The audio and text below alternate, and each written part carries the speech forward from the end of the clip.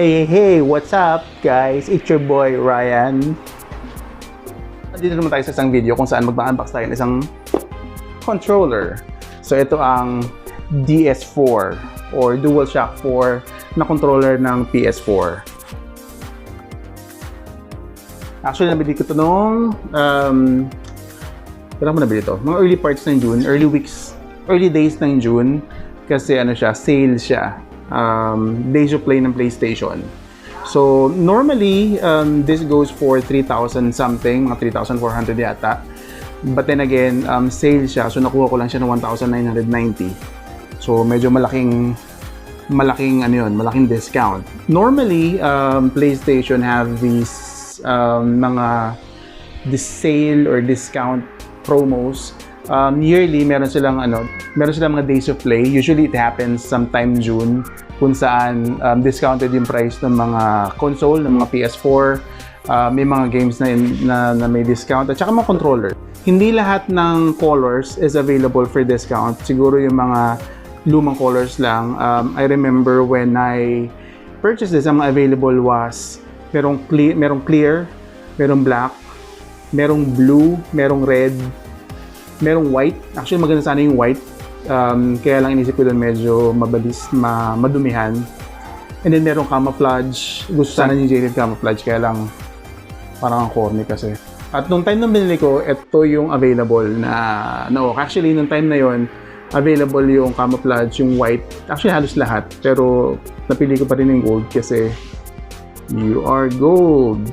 Actually, nung December, nung nakuha ko yung PS4, meron rin binibenta nung time na yun na controllers. However, ang price niya was 2,100 something or 2,100.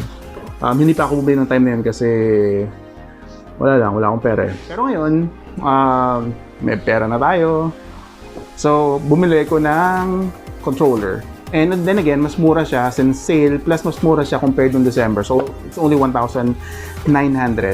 Anyway, so ito, bubuksan natin. Paano mabubuksan to? Pabot nga nung cutter. So, paano buksan to eh. Buksan na natin dito.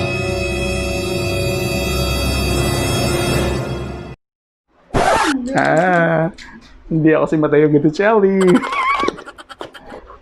So, pagbukas mo, naka-plastic pa siya. May additional plastic na box. Nasa likod yung control, yung manual. And itong plastic na to is dalawa. So, mabubuksan mo siya ng ganyan. Yeah! So, premium na premium. By the way, DS4, inintroduce to nung 2013, I think. Basta kasabay ito ng PS4. DS means DualShock. So, the DualShock controllers, nagsimula siya noong 1997 sa PS1. Primary feature niya is nagbabibrate kasi yung controller. I remember na first ko na-experience yung pagbabibrate nung DualShock way back sa PS1 sa Final Fantasy 8 nung sinamon ko si Shiva. So, nung nakita ko yun, alam mo yung pagkabata mo, tuwan-tuwa ka. Nanginginig.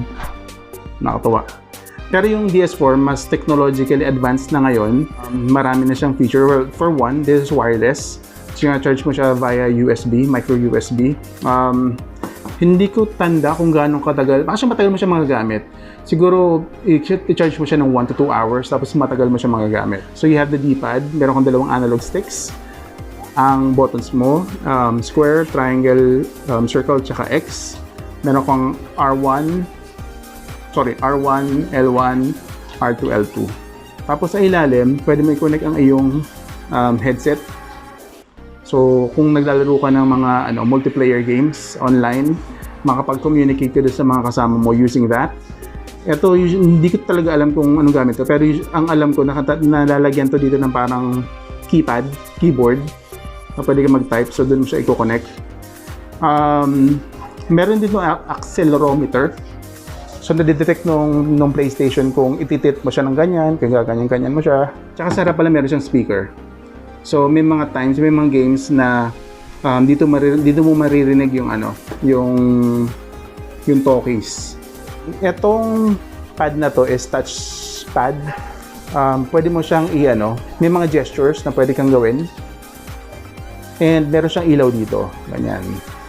So, meron siyang ilaw. Actually, ilaw na yan is for PlayStation VR para makita nung PlayStation VR mo yung position mo. Actually, kung titignan mo, hindi siya full body yung gold. Body ng controller, hindi siya buong gold. Parang yung face lang yung gold niya. Yung likod, actually, para siyang brown. Tapos hard plastic siya.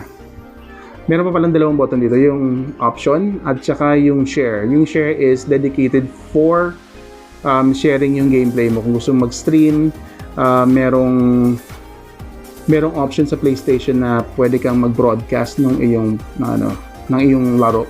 Anyway, so yun lang naman ang ating review for the DS4 controller. Anyway, thank you very much for watching. If you like this video, please like, comment, and subscribe. If you want more of this, you can click the notification bell so you can be notified for future videos natin. Okay? So again, thank you very much for watching. Have a great day and be safe. Bye-bye.